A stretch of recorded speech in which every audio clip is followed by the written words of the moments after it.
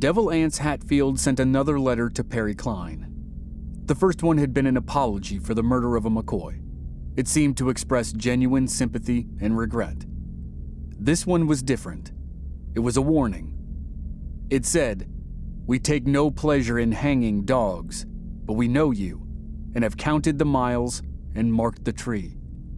It was signed, Logan County Regulators. The letter claimed there were 49 men in the group, and the name was chosen carefully. Regulators was an old term that was used by local groups who resisted government oppression. In this context, the name was an indictment of Perry Cline.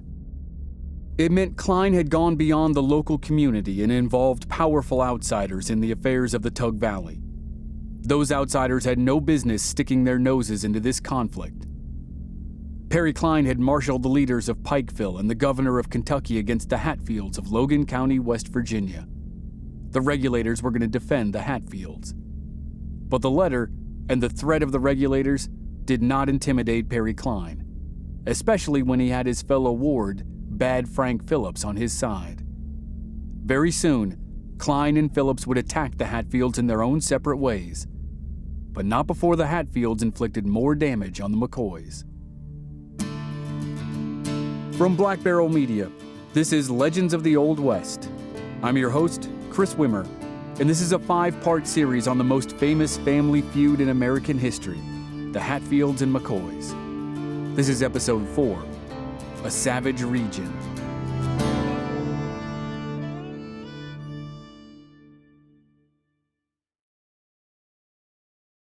Colonel John Dills and his 2 wards, Perry Cline and Frank Phillips, had urged the governor of Kentucky to take action against the Hatfields of West Virginia. 2 weeks after Perry received the ominous letter from the Logan County Regulators, the governor acted. He issued warrants for the men who had executed Randall McCoy's 3 sons. He sent extradition requests to the governor of West Virginia, and he offered rewards for the Hatfields. But the action that had the biggest impact came from the local level. Perry Cline pressed the Pike County court system to appoint a special deputy to go after the Hatfields. He had the perfect man in mind, the other ward of Colonel John Dills, Bad Frank Phillips. Frank Phillips was 25 years old in 1887. His father had been killed while serving under Colonel Dills in the Civil War. After the war, Dills became the legal guardian of young Frank. It was common in the Tug Valley to attach nicknames like Good or Bad to the front of someone's name. In Frank's case, his nickname was well earned. By the time he entered the feud at age 25, he'd been divorced twice. He was called Bad Frank Phillips because of his cruelty, his public drunkenness, and his poor treatment of women. As the new special deputy, he wasn't driven by a desire to maintain law and order. He just wanted to hunt down Devil Anse Hatfield. He was Perry Cline's muscle, plain and simple. But Perry Cline, as a lawyer, probably wanted the formal channels to run their courses before he turned Bad Frank loose. The governor of Kentucky petitioned the governor of West Virginia to extradite the Hatfields. The governor of West Virginia delayed any action on the petition, and the credit for the delay filters down to Devil Anse Hatfield. Anse pushed one of his local supporters through the election process, possibly by intimidating voters at gunpoint. Anse got his man elected to the state legislature. From there, the man became Assistant Secretary of State, which put him right next to the governor. Devil Anse told his man to tell the governor to refuse the extradition. The governor began using a series of delaying tactics. They were legal, but they were also infuriating to Perry Cline and Bad Frank Phillips. On December 12th, 1887, Perry and Bad Frank decided they were done waiting. They gathered a posse and crossed the Tug River into West Virginia. They had bench warrants for the Hatfields, but they were sidestepping the formal extradition process, which made their actions illegal. But for all their bluster about capturing Hatfields, they came home with just one man, and he was a McCoy. They caught Selkirk McCoy, the man who supposedly defected and voted with the Hatfields during the infamous hog trial 10 years earlier. The people of Pikeville, Kentucky were not thrilled with the result.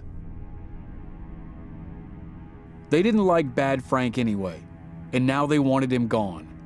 He was stripped of his special deputy status, but that didn't mean he was gone. He still went on raids against the Hatfields, and they would have deadly consequences soon.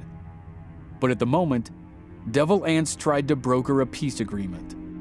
His clan was nearly in a panic over the raids by Phillips and bounty hunters and other detectives. He wanted it to stop, so he sent another message to Perry Cline. He had first tried an apology to get Barry to back off. Then he tried a threat. Now, he tried a bribe. If Perry got the governor to withdraw the rewards for the Hatfields and call off the hunt, Devil Anse would give Perry $225. That would be about $6,500 today. Perry Cline took the deal, but unfortunately for Devil Anse, it didn't stop the hunt. The governor of Kentucky would not back off.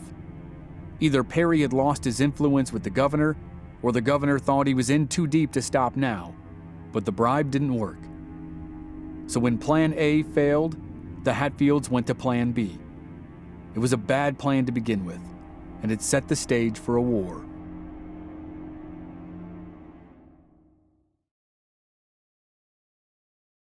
The Hatfields had been sleeping with one eye open for quite some time now, and they were tired of it. They never knew when the next bounty hunter might get close enough to take a shot. They didn't know when the next raiding party would cross the Tug River. Their attempts to stop the extradition process by going through Perry Cline had failed, so they decided to go to the source, Randall McCoy.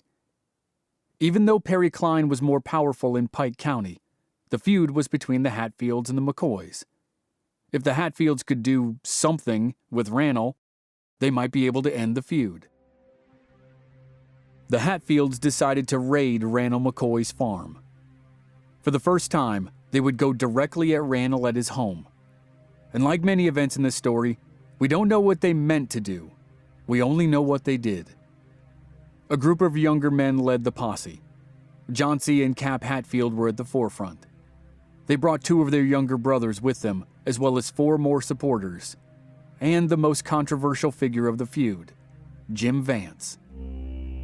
As the saga of the feud was remade over the generations, Jim Vance became a larger part of the overall story and became a prominent villain on the Hatfield side. Over the years, he went from being a smaller character on the edge of the story to being a leading man. He became a kind of Darth Vader to Devil Anse's emperor. He was Devil Anse's uncle, and he was 12 years older than Anse. His role grew out of the story of the murder of Harmon McCoy. In the earliest days, the best guess was that Devil Anse's militia unit killed Harmon McCoy, the younger brother of Randall. And if it was Devil Anse's unit, then it was easy to assume that Devil Anse pulled the trigger himself. But in later years, as stories about the feud became wildly exaggerated in the newspapers, the role of Jim Vance expanded. Eventually, the story said he was the man who murdered Harmon McCoy, even though military records strongly indicate he was nowhere near Harmon's house at the time of the killing. But once that idea was accepted, his role grew even more. He became an all-fire, colorful character who hated McCoys with a passion. Before long, he sounded like the most savage man to ever walk the Tug Valley. Whatever his involvement was up to this point, he was definitely about to step forward. Jim helped lead the raid on Randall McCoy's farm with Johnsy and Cap Hatfield. And whatever they intended with the raid, it led to more devastation for the family of Randall McCoy.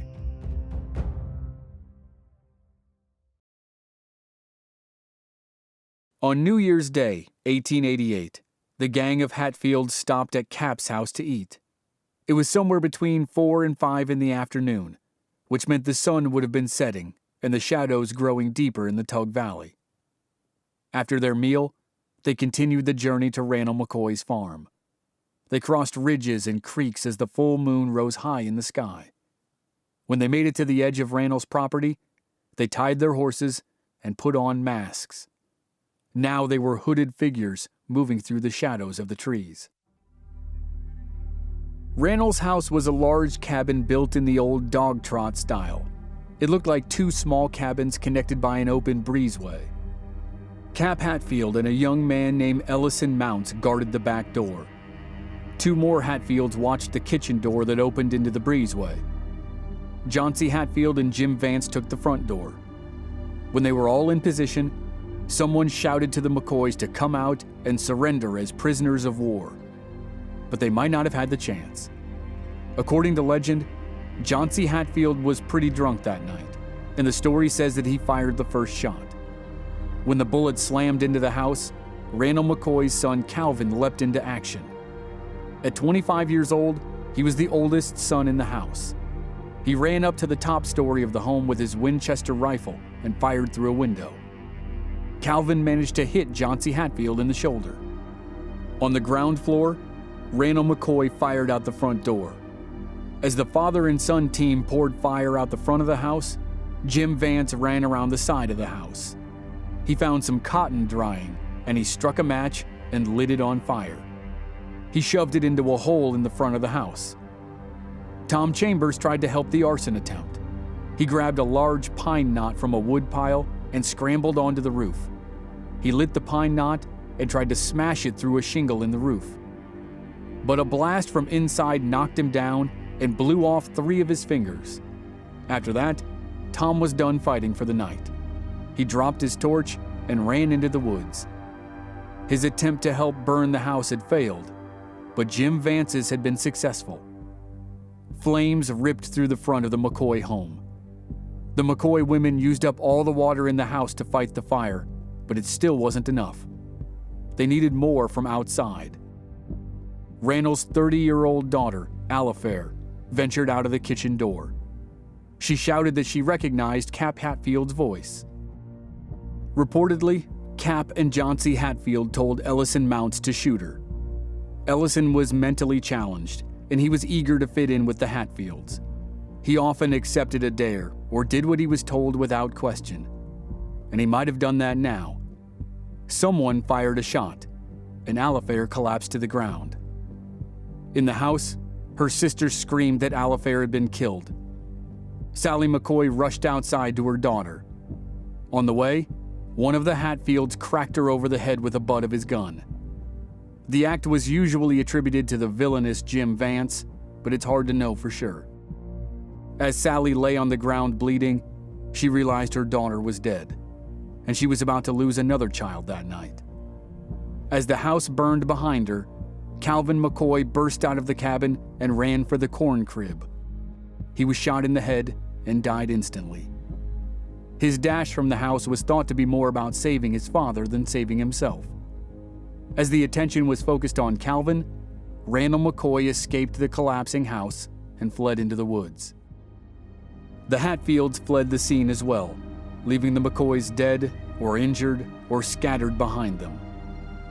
When the Hatfields made it home, Ellison Mounts, who was known mostly as Cotton Top, said, "Well, we killed the boy and girl, and I'm sorry of it. We have made a bad job of it. There will be trouble over this."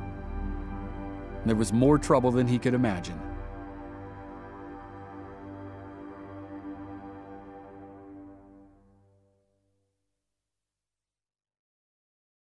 Neighbors saw the fire against the night sky.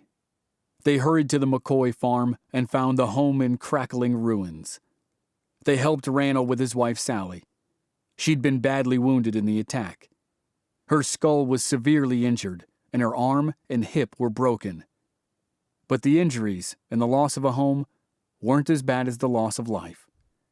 2 more of their children were dead. That made 5 children of Randall and Sally McCoy who'd been killed in the feud. Tolbert, Bud, and Farmer had been executed by Devil Anse. Now Calvin and Alifair had been killed in a raid led by Devil Anse's sons.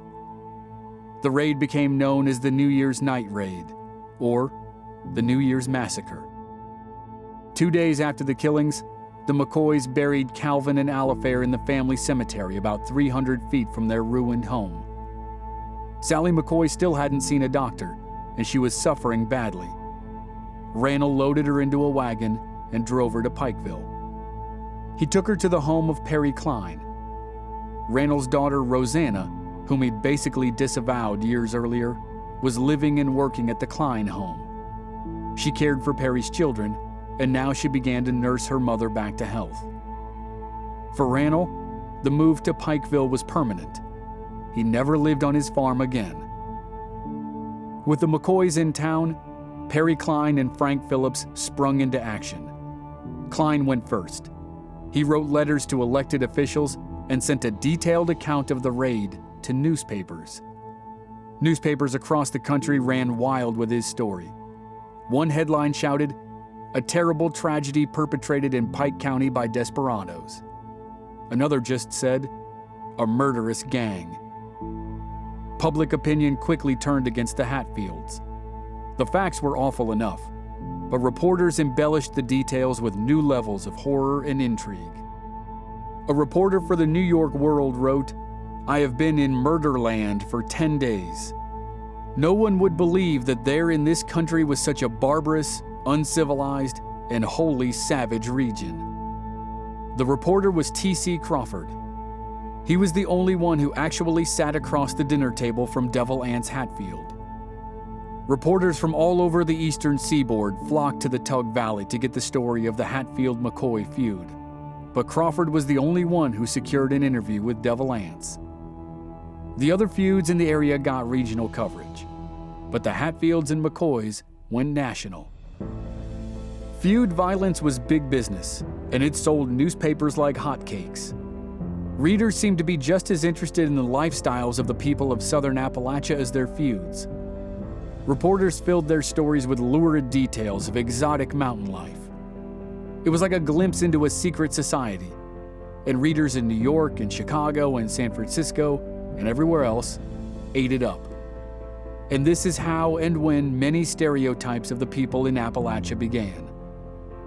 Perry Klein and various McCoys started to tell the story of the feud from their perspective. Across the Tug River, the Hatfields started to tell it from their perspective. You'd probably be shocked to hear that they didn't always line up. Unfortunately for Perry Klein, his media campaign backfired. He had hoped reporters would come to the valley and see the Hatfields as primitive criminals. Conversely, he hoped the reporters would see Pikeville as a progressive town that was ready to embrace new and modern industries. But it didn't happen. Reporters painted everyone in the area with the same brush. They called the people white savages, who never closed a day without a drunken fight. Some wrote that all women were revolting in appearance and personality. As Perry Klein's indirect attack began to fail, Bad Frank Phillips began a direct attack. He went straight at the Hatfields on their own land.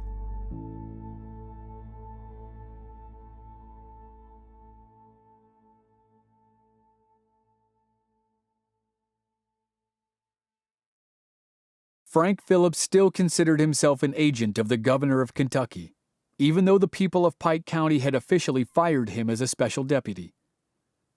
10 days after the deadly New Year's raid, Bad Frank gathered about 30 men for a counter-raid. Many of these men were not McCoys. They wanted the reward money, or the action, or both. They rode across the Tug River to West Virginia in search of Hatfields. The first people they found were Jim Vance and Cap Hatfield.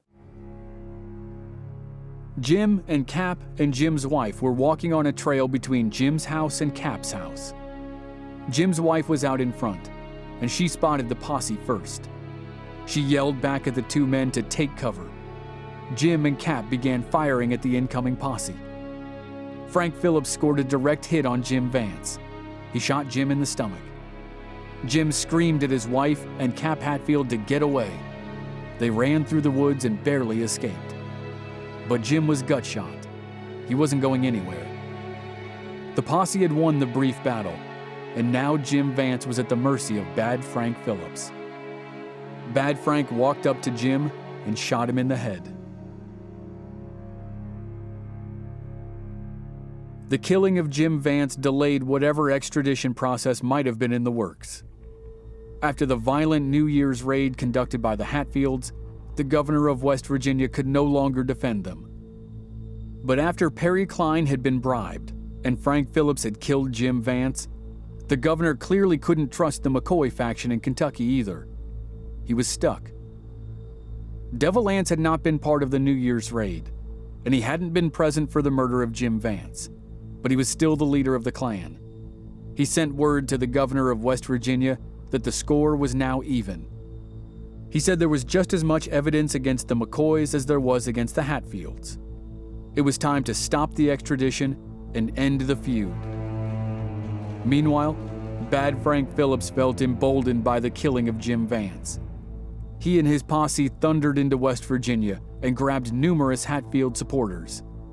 One of them was Tom Chambers, who had tried to light the roof of Randall McCoy's house on fire during the New Year's raid. But as hard as Bad Frank tried, he couldn't catch Devil Anse. His relentless raiding did lead to an unexpected surrender, though. Devil Anse's older brother, Valentine Wall Hatfield, turned himself into Bad Frank Phillips.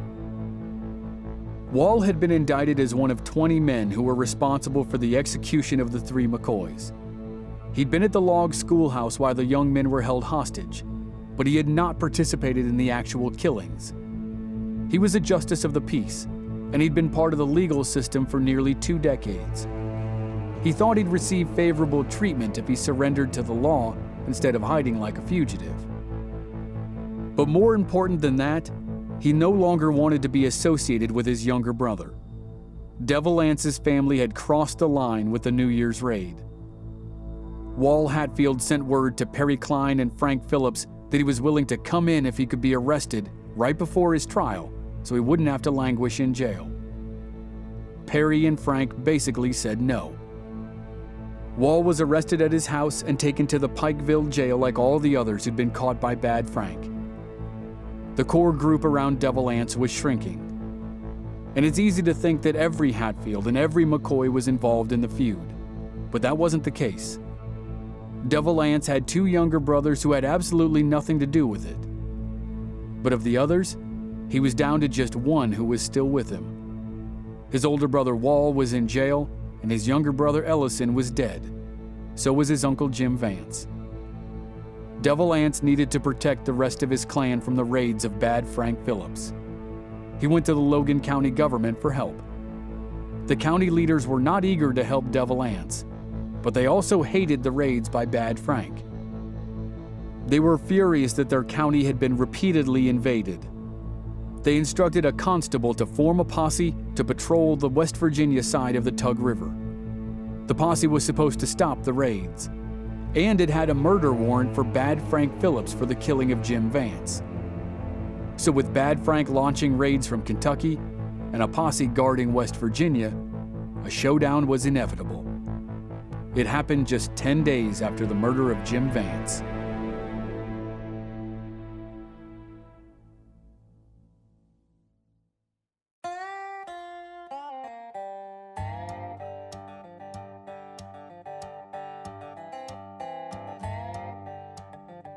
Next time on Legends of the Old West, the McCoys of Kentucky fight the Hatfields of West Virginia in the Battle of Grapevine Creek. It's all been building to this. It's the last major conflict of the feud, but it's not the end of the story. There are prison sentences and a hanging and an unprecedented legal battle that goes all the way to the Supreme Court. That's next week on the season finale of the Hatfields and McCoys.